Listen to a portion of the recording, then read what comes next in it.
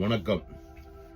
இன்று 5ஆம் தேதி 5ஆம் மாதம் 1926ஆம் ஆண்டு செவ்வாய்க்கிழமை. நேற்று திங்கட்கிழமை 4ஆம் தேதி இந்த தமிழ்நாடு எலெக்ஷன் ரிசல்ட் சம்பந்தமாக நேற்று எனக்கு வேலையிடத்துலேருந்து லீவு தந்தது, விடுமுறை. இந்த எலெக்ஷனையும் ரிசல்ட்டையும் பார்க்குறதுக்கு எனக்கு ஒரு சந்தர்ப்பம் வீட்டிலேருந்து பார்த்தேன். உண்மையாகவே ஒரு அதிர்ச்சிகரமான ஒரு முடிவு. உண்மையாக அந்த முடிவை பலராலும் ஜீரணிக்க முடியாமல் இருக்கு.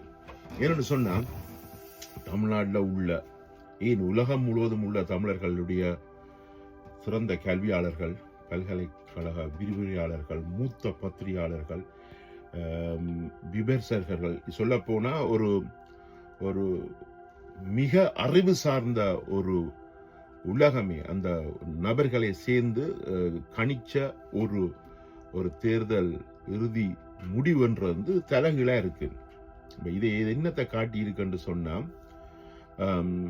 உண்மையா அந்த இந்த இனம் ரொம்ப பின்தங்கி இருக்குன்னு தான் அர்த்தம். கவர்ச்சிகரமான விளம்பரங்களையும் இலவச பொருட்களையும் இப்பவும் இந்த மக்கள் எதிர்பார்த்திருக்கிறோம்ன்றதான் அர்த்தம். டக்குன்னு சொல்ல முடியாது. எங்க வெற்றி பெற்ற கட்சி காசு கொடுத்ததோ இலவசம் கொடுத்தோண்டா கொடுத்தது எல்லா இடம் கொடுக்காட்டிலும் கொடுத்தது. அதை விட அந்த என்ன சொல்றது, மின்மினி பூச்சியை பார்த்து ஒரு குழந்தை பிள்ளை ஆச்சரியப்பட்டு பார்க்குற மாதிரி அது இந்த அழகை ரசிச்சு, ஆனால் அந்த மின்மினி பூச்சி எவ்வளவு காலம் அது மின்மினியா மினுங்கி கொண்டிருக்கும்ன்றதெல்லாம் அறியாத ஒரு இன மக்களோட முடிவு தான் இது. இந்த வெளிநாடுகள், அதாவது குறிப்பாக ஹொலண்டில் நெதர்லாண்டில் ஒரு டைமுக்குள்ள டூலிப் ஃப்ளவர்ஸ், அந்த பூக்கள் பூக்கும். உலகத்தில் நீங்கள் பார்க்காத நிறங்கள் எல்லாம் பூக்கும். அப்படியே மயில் கணக்காக பார்க்க அவ்வளோ அழகா இருக்கும். நான் நினைக்கிறேன் நண்பன் படத்தில் விஜய் இந்த ஒரு பாடல் இருக்கு, ஒரு பாடல் காட்சி, காதல் பாடல் காட்சி, அந்த இடம் தான். அப்படி தொட்டமாக நிறைய இடங்கள் இருக்கும். அது இந்த கவர்ச்சியை பார்க்கறதுக்கு அவங்க பல்லாயிரக்கணக்கான மக்கள் வருவாங்க. அந்த ஒரு குறிப்பிட்ட வாரங்களுக்கு அல்லது மாதங்களுக்கு பிறகு வேரும் இருக்கா, செடியும் இருக்கா, மரம் இருக்கா, அந்த இடத்துல அந்த மரமே இருந்த மாதிரியான தோட்டப்பாடு இருக்கா, அந்த அளவுக்கு அப்படி ஒரு கவர்ச்சியை தந்துட்டு போற மரம் கணக்கு சொல்லிக்கொண்டு போகலாம். ரைட். நான் இப்ப என்னத்துக்கு இந்த காணொலின்னு சொன்னா, உலகம் முழுத்துல இருக்கிற அந்த தமிழ் தேசியத்தை நேசிக்கின்ற, குறிப்பா மண், மலை, காற்று, இப்படி இயற்கைய சம்பந்தப்பட்ட எல்லாத்தையும், பொருளாதாரம் என்றா என்ன, இந்த முன்னேற நாடுகளில் எது எல்லாத்தையும் கடைப்பிடிச்சு இந்த நாடுகள் எல்லாம் முன்னேறி கொண்டிருக்கு. இன்றைக்கும் பிரிட்டன்ல ஒரு மரத்தை வெட்ட முடியாது. சென்ட்ரல் லண்டனுக்கு போய் பார்த்தீங்கன்னு சொன்னா 500-600 வருஷத்துக்கு முந்தின மரத்தை அப்படி நிற்கும். அது பாதையை தடுக்குமா போல நிற்கும். ஆனால் அதை வெட்ட மாட்டாங்க, அதை பராமரிச்சு கொண்டிருக்கிறாங்க. சொன்னா இந்த இயற்கை அவங்க பிளவு நேசிக்கிறாங்கன்றதுக்கு அதெல்லாம் உதாரணம். அப்ப இது சம்பந்தமா இப்படி இயற்கையையும் மண்ணையும் வளத்தையும் நேசிக்கின்றார்கள். தேசியத்தை, அவரவர்களுடைய தேசியத்தை நேசிப்பார்கள். அந்த தேசியம் ஒரு அதிகாரத்துக்கு வரணும். உலகம் முழுத்துல இருந்து எல்லாருமே விரும்பினாங்க, அதுக்காக வேலை செஞ்சினாங்க. இன்றைக்கு நிலைமை தலைகளா மாறி இருக்கு. அவர்களுக்கு, அதாவது அவர்கள் சில பேர் இந்த ரிசல்ட்டை பார்த்துட்டு தற்சோர்வு அடைந்திருக்கலாம். இல்லைன்னு சொன்னா இதுக்கு என்ன காரணம் என்று தேடலாம். எனக்கு இன்னும் நல்ல நெருக்கமான நண்பர்கள் இருக்கணும்.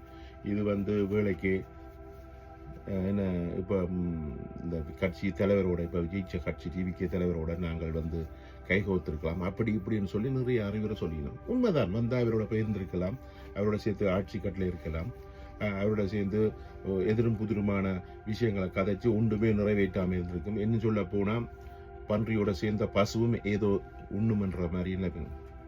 அது இல்லை. போராளிகளுடைய வேலை என்று சொன்னா, நீ மண்ணில் மடியும் வரைக்கும் நீ போராடி கொண்டிருக்கணும். வெற்றி பெற்றாலும் நீ போராடணும். நான் இதுக்கு மேலே ஒரு காணொலியில் சொன்னேன். அமெரிக்கா இன்றைக்கு உலகத்தில் ஏகாதிபத்தியமா இருக்கு. எந்த நாட்டையும் எதையும் செய்யக்கூடிய, ஆனால் அவர்கள் இன்ற வரைக்கும் போராடி கொண்டு இருக்கிறார்கள். தங்களுடைய டொலர்ஸ்களை விழுந்துடக்கூடாது.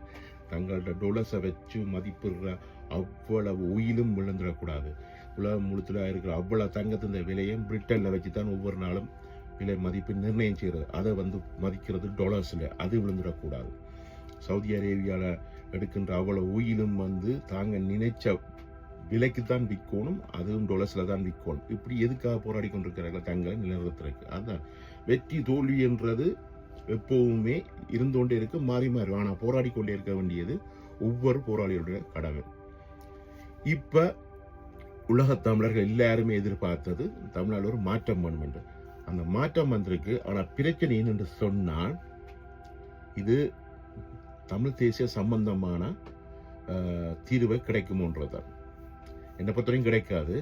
என்ன சொல்ல போனா துறை சார்ந்த எந்த வல்லுநர்களுமே அங்க இல்லை. அதை விட இது நீங்க நினைக்கிற நபருடைய ஆட்சி இல்லை, இது ஒரு நிழல் ஆட்சி. அந்த நிழல் ஆட்சி இனிமே வேற வேற தான் உங்களுக்கு தெரியும் யார் இதுக்கு பின்னால் இந்த ஆட்சியை செய்கிறார் என்று சொல்லி. சரியா இல்லை, இவர் சரியாக இவர்கள் இந்த ஆட்சியை தொட போறதில்லை, செய்ய போறதில்லை. ஒரு காலத்துல இலங்கை தமிழர் நாங்கள், ஈழத்தமிழர்கள் நாங்கள், எங்களுக்கு ஒரு பிரச்சனை என்று சொல்லி போட்டு தப்பி போறதுக்கு உடனடியான எல்லா உலகம் முழுத்தா பிறவி ஓடினாங்கள். உடனடியாக உயிர் தப்போண்டா நாங்கள் ஓடி போய் சேர்ந்த ஒரே ஒரு இடம் தமிழகம், தமிழ்நாடு.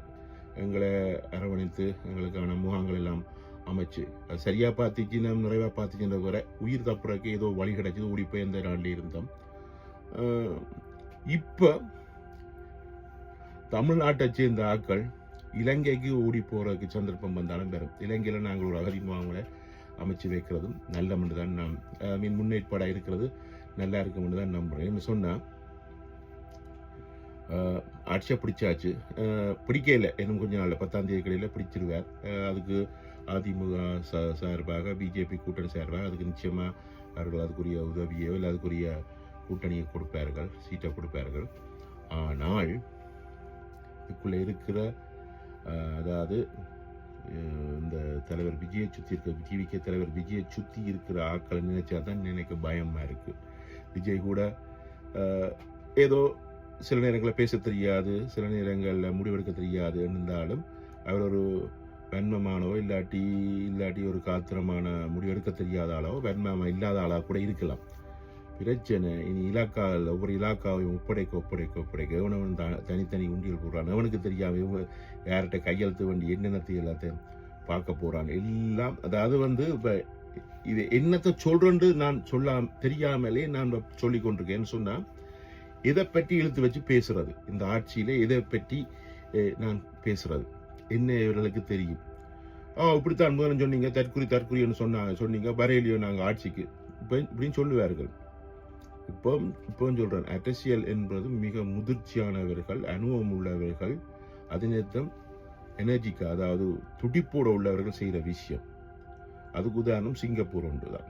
என்று சொன்னா அங்க கடைப்பிடிக்கப்பட்ட விஷயங்கள் எல்லாமே துடிப்போடையும் என்ன சொல்ல போனா ஏமாற்றம் வெளியில தாண்டி செய்தவர்கள்.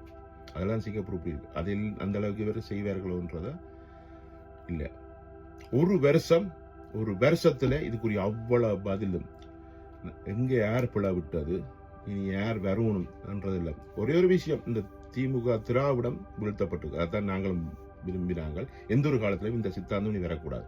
அதையாவது இவர்கள் ஒழுங்கா செய்யறாரு பார்ப்போம். இறுதியாண்ட சொல்லிட்டு போறேன், உலகம் மூலத்துல இருக்கிற தமிழ் தேசிய பற்றாளர்கள் அதுக்காக போராடினாக்கள். குறிப்பா நமக்கு 2 தாய்நிலம் தான், ஒன்று தமிழ்நாடு, ஒன்று தமிழீழம். அடுத்த பெரும்பான்மையாக மலேசியாவில் நமது உறவுகள் வாழ்கிறார்கள். அதுவும் கிட்டத்தட்ட அங்கே உள்ள தமிழருக்கு ஒரு தாய்நிலமாக தான் இருக்கு. அதையும் நாங்கள் சேர்த்துக்கொள்ளலாம். இங்கே உள்ள எல்லாருக்கும் முக்கியமாக சொல்றது ஒன்றுதான், எங்களுடைய தேசியம், தமிழ் தேசியம் எந்த மண்ணிலையும் உயிர்ப்பா இல்லை. எங்களுக்கான அதிகாரம் இல்லை.